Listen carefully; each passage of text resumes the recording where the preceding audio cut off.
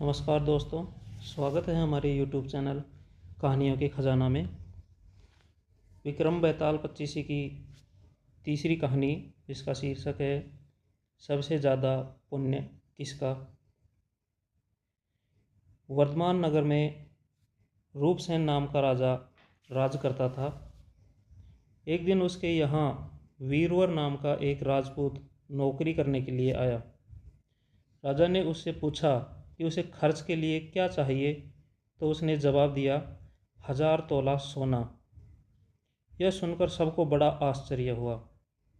राजा ने पूछा, तुम्हारे साथ कौन कौन है? उसने जवाब दिया, मेरी बेटी, मेरा बेटा और मेरी स्त्री। राजा को और भी अचंभा हुआ, आखिर 4 जने इतने धन का क्या करेंगे? लेकिन राजा ने फिर भी उसकी बात मान ली और उसे नौकरी पर रख लिया। उस दिन से वीरवर रोज़ 1000 तोले सोना भंडारी से लेकर अपने घर पर आता।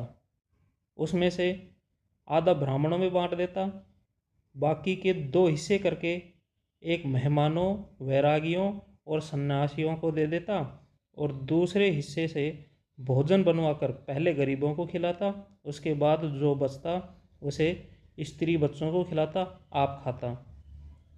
काम यह था कि शाम होते ही ढाल तलवार लेकर राजा के पलंग की चौकीदारी करता।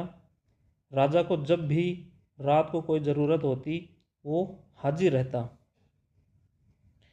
एक आधी रात के समय राजा को मरघट की ओर से किसी के रोने की आवाज़ आई।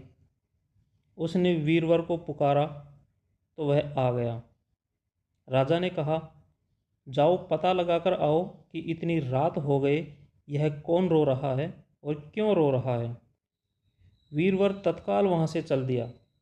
मरघट में जाकर क्या देखता है कि सिर से पांव तक एक स्त्री गहनों से लदी कभी नाचती है, कभी कूदती है और कभी सिर पटक पटक कर रोती है, लेकिन उसकी आंखों से एक बूंद आंसू की नहीं निकलती।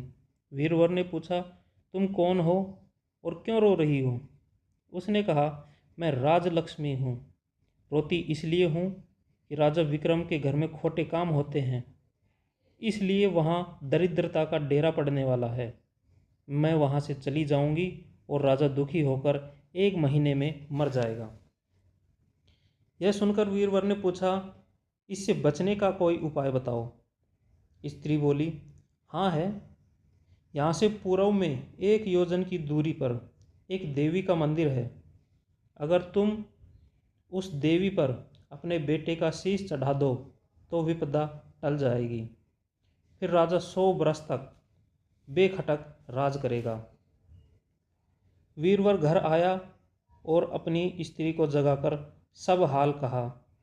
स्त्री ने बेटे को जगाया, बेटी भी जाग पड़ी।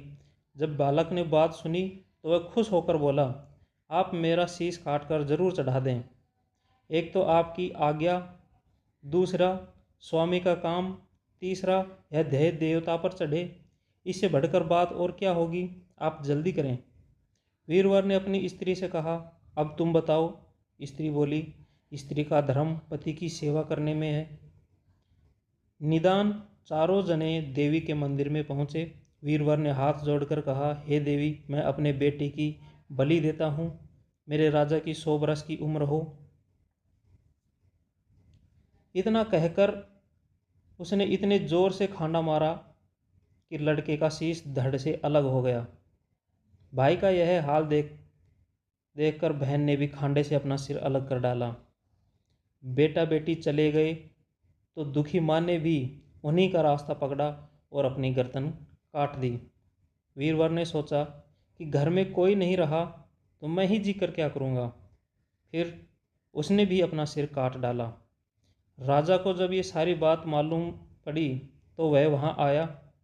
उसे बड़ा दुख हुआ कि उसके लिए 4 प्राणियों की जान चली गई। वह सोचने लगा कि ऐसा राज करने से धिक्कार है। यह सोच उसने तलवार उठा ली और जैसे ही अपना सिर काटने को हुआ कि देवी ने प्रकट होकर उसका हाथ पकड़ लिया। बोली, हे राजन,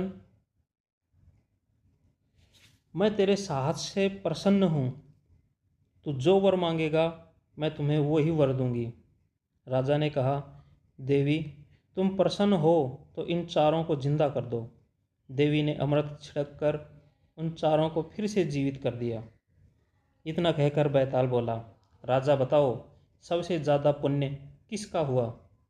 राजा बोला, राजा का। बैताल ने पूछा, क्यों?